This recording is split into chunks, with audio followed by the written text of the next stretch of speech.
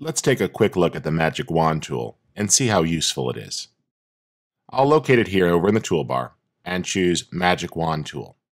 Across the top are several options, and I recommend you tweak these first. For example, do you want to take a point sample which uses an individual color?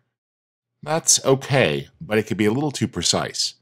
I tend to go ahead and sample things out with a 5x5 or 11x11 average. Notice if you look closely at this blue sky, you'll see that it's not one pure blue value. Rather, there's pixels and noise indicating the blue, and this was shot on a higher ISO, so the noise is definitely present.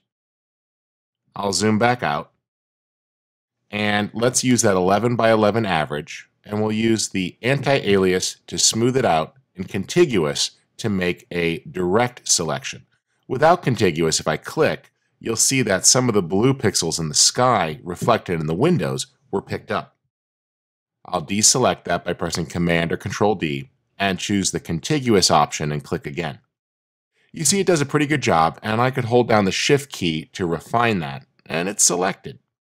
At this point, I would choose Select Inverse, and that allows me to select the building, and I would use the Refine Edge command to adjust it, generally with the Smart Radius option, turning that up to pick up any stray pixels, and I could smooth that out a little bit, and then click OK to make an accurate selection.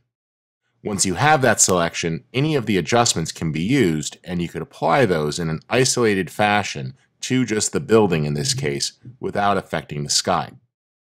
Now, that worked very well, but for comparison's sakes, let's turn that adjustment layer off and use the Quick Selection tool. You'll see in dragging that you get a little more control and nice interactive feedback. And it did a good job of selecting.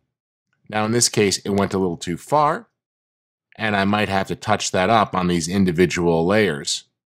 And so this is one of those rare instances where the Magic Wand tool did a nicer job.